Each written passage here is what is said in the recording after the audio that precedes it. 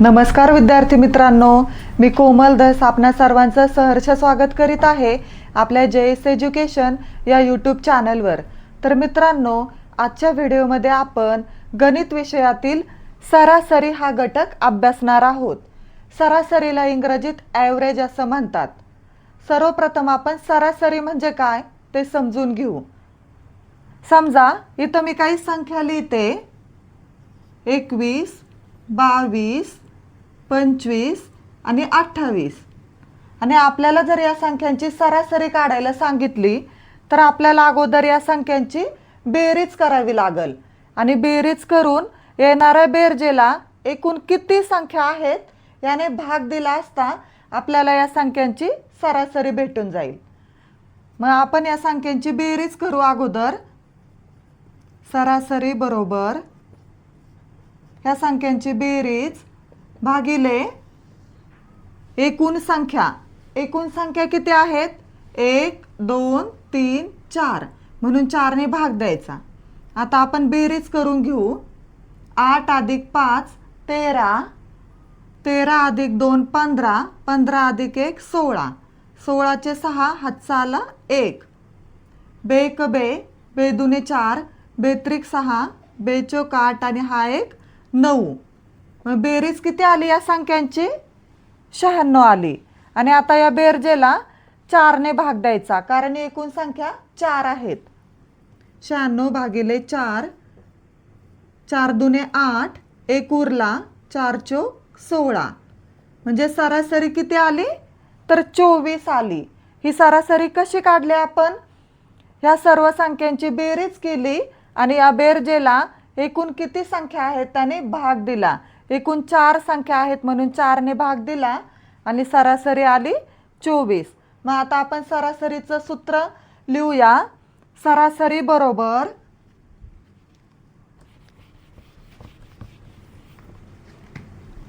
दिलेल्या सर्व संख्यांची बेरीज, सरासरी बरोबर दिलेल्या सर्व संख्यांची बेरीज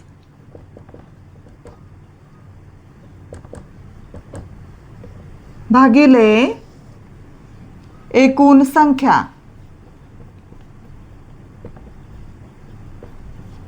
या सूत्रामध्ये किमती टाकून आपण कोणत्याही संख्यांची सरासरी काढू शकतो।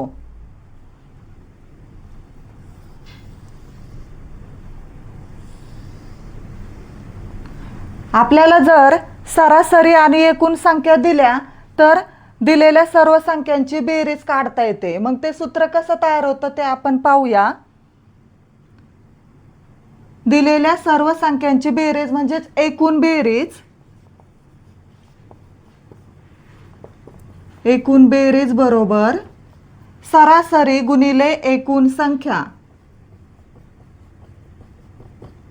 सरासरी गुणिले एकूण संख्या।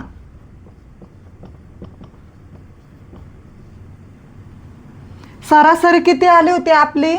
सरासरी 24 आली होती आणि एकूण संख्या 4 होत्या, म्हणून 24 गुणिले 4, 24 चोक 96, म्हणजे एकूण संख्यांची दिलेल्या सर्व संख्यांची बेरीज किती? तर 96। हे आपण पाहिलं आहे आणि त्यावरून हे सूत्र तयार केलं। दिलेल्या सर्व संख्यांची बेरीज म्हणजेच एकूण बेरीज बरोबर सरासरी गुणिले एकूण संख्या। सरासरी 24 होती, 24 आली होती आणि एकूण संख्या 4 आहेत म्हणून त्यांचा आपण गुणाकार केला। 24 चोक 96 आणि 96 ही दिलेल्या सर्व संख्यांची म्हणजे एकूण बेरीज आली। मग हे दुसरं सूत्र आहे। आता जर आपल्याला दिलेल्या सर्व संख्यांची बेरीज दिली म्हणजे एकूण बेरीज दिली आणि सरासरी दिली तर संख्या किती आहेत, एकूण संख्या किती आहेत त्या कशा काढायच्या त्याचा सूत्र आपण तयार करू। एकूण संख्या बरोबर एकूण बेरीज म्हणजे दिलेल्या सर्व संख्यांची बेरीज भागिले सरासरी।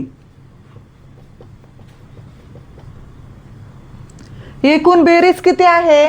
96, म्हणून एकूण बेरजेच्या ठिकाणी 96 लिहिले आणि सरासरी किती आली? 24 आली होती, 24 छेदामध्ये लिहिले, 24 एक 24, 24 चोक 96. एकूण संख्या किती? 4 आल्या. म्हणजे या सूत्राच्या सहाय्याने आपल्याला एकूण संख्या देखील काढता येतात. अशा प्रकारे आपण 3 सूत्र तयार केले.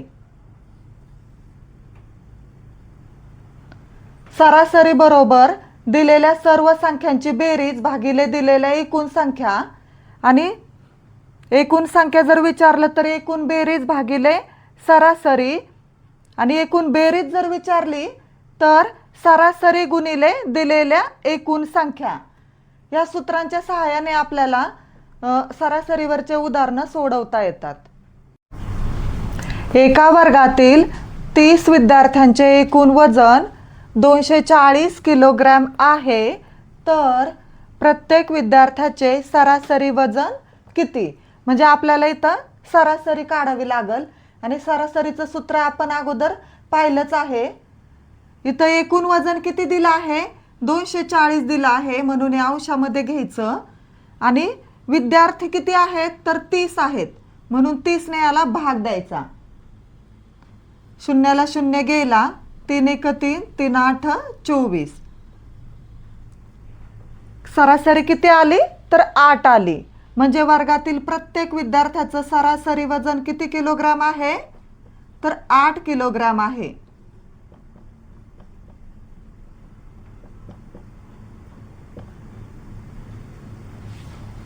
एकूण वजन भागिले विद्यार्थ्यांची संख्या, आणि याचा भागाकार करून आपल्याला सरासरी वजन भेटलं. प्रत्येक विद्यार्थ्याचं सरासरी वजन 8 किलोग्रॅम. पुढचं एक्झाम्पल आहे, 10 विद्यार्थ्यांच्या वजनाची सरासरी 12 किलोग्रॅम आहे, तर सर्व विद्यार्थ्यांचे एकूण वजन किती? इथं आपल्याला सर्व विद्यार्थ्यांचे एकूण वजन विचारलेलं आहे, म्हणून एकूण वजन बरोबर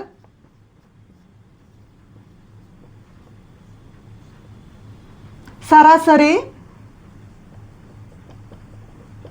गुणिले एकूण विद्यार्थी. हे सूत्र आपण अगोदरच तयार केलेलं आहे. दिलेल्या सर्व संख्यांची बेरीज म्हणजे एकूण बेरीज बरोबर सरासरी गुणिले एकूण जेवढे काही घटक आहेत. आता इथं विद्यार्थी आहेत म्हणून विद्यार्थी, संख्या असतील तर संख्या, असं. एकूण वजन बरोबर सरासरी गुणिले एकूण विद्यार्थी. या सूत्रात किमती टाकू.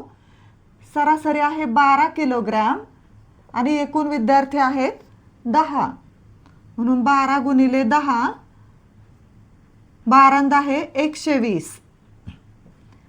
120 किलोग्रॅम वजन आहे. वर्गातील सर्व विद्यार्थ्यांचे एकूण वजन किती आहे? तर 120 किलोग्रॅम. नेक्स्ट एक्झाम्पल आहे, वर्गातील काही विद्यार्थ्यांचे सरासरी वय 25 असून त्यांच्या वयाची एकूण बेरीज 200 आहे, तर विद्यार्थ्यांची संख्या किती?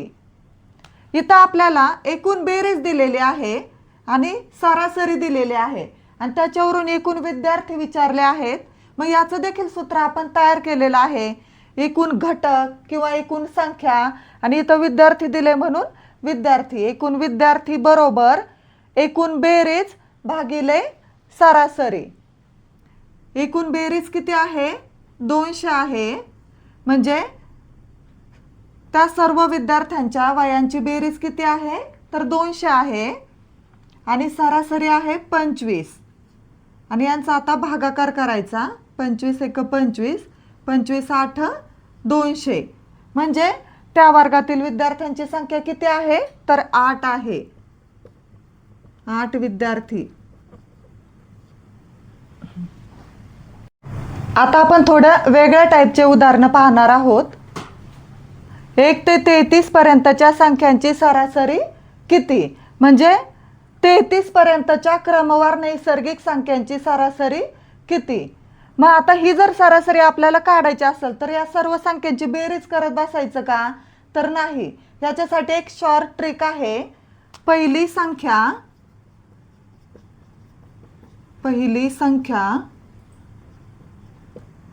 अधिक शेवटची संख्या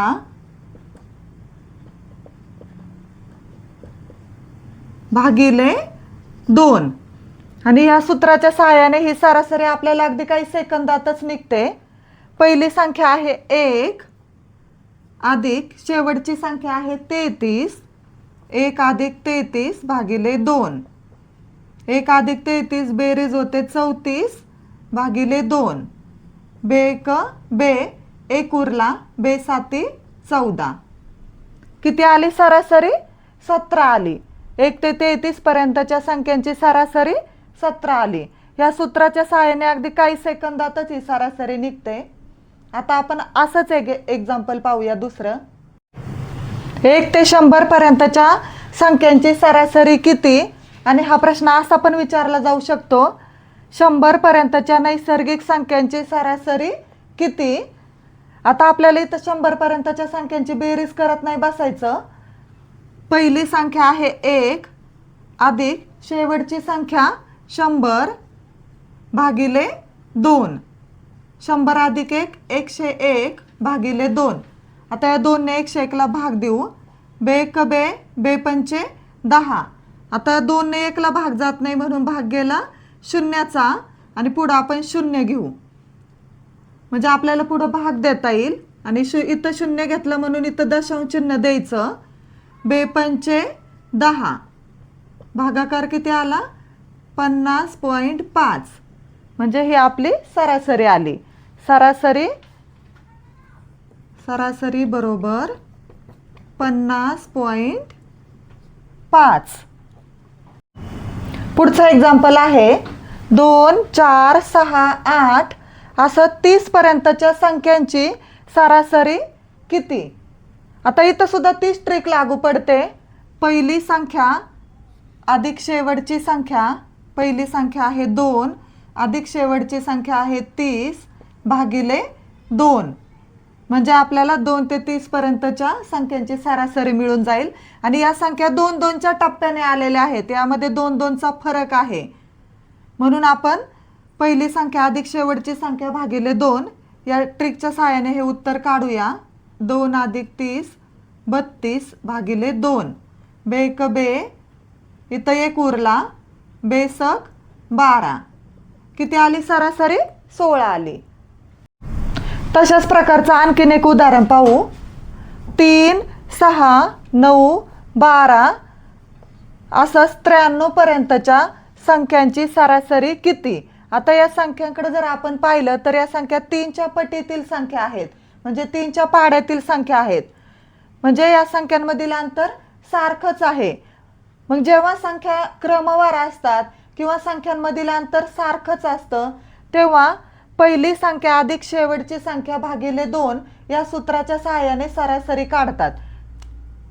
पहिली संख्या आहे 3 आणि शेवटची संख्या आहे 93 भागिले 2. आता यांची बेरीज करू. 96 भागिले 2. बे 8 1 उरला, बे 8 16. म्हणजे याची सरासरी किती आली? 48 आली. नेक्स्ट एक्झाम्पल आहे पहिल्या 20 समसंख्यांची सरासरी किती? आता हे पहिल्या 20 समसंख्यांची किंवा पहिल्या 30 समसंख्यांची असं कितीही संख्या दिल्या तर त्याच्यामध्ये फक्त 1 मिळवायचा, मग सरासरी निघते. इथं पहिल्या 20 समसंख्यांची सरासरी विचारली म्हणून 20 मध्ये 1 मिळवायचा. 20 अधिक 1 बरोबर 21. जर पहिल्या 5 समसंख्यांची सरासरी विचारली तर 5 मध्ये 1 मिळवायचा 6. म्हणजे जर पहिल्या 20 पहिल्या 30 पहिल्या 6 7 अशा कितीही समसंख्यांची सरासरी विचारली तर त्यामध्ये फक्त 1 मिळवला असता आपल्याला ती सरासरी अगदी सहजपणे निघते. हीच याची शॉर्ट ट्रिक आहे, फक्त 1 मिळवायचा. आता इथं आपण पाहूया 20 अधिक 1 बरोबर 21. म्हणजे पहिल्या 20 समसंख्यांची सरासरी 21 येते का ते आपण पाहू. पहिली समसंख्या आहे 2 अधिक शेवटची समसंख्या म्हणजे 20व्या क्रमांकाची समसंख्या किती येईल? 20 दुने 40. शेवटची समसंख्या आहे 40 भागिले 2. 2 अधिक 40 42 भागिले 2. बे 2 4 बे. सरासरी किती आली? 21 आली. पहिल्या 20 समसंख्यांची सरासरी 21 आली. 20 मध्ये फक्त 1 मिळवला. मग जर पहिल्या 5 समसंख्यांची सरासरी विचारली तर 5 मध्ये 1 मिळवायचा, 5 अधिक 1 6 येईल. मग बघू आपण पहिल्या 5 समसंख्यांची सरासरी 6 येते का. पहिली समसंख्या 2 आणि 5व्या क्रमांकाची समसंख्या 5 ला 2 ने गुणायचं. 5 दुने 10 भागिले 2. 2 अधिक 10 12 भागिले 2 बेसक 12. सरासरी आली 6. म्हणजे जर पहिल्या कोणतीही संख्या दिली, पहिल्या 10 समसंख्यांची सरासरी, पहिल्या 11 समसंख्यांची सरासरी, तर त्यामध्ये फक्त 1 मिळवायचा. मग लगेच आपल्याला ती सरासरी निघते.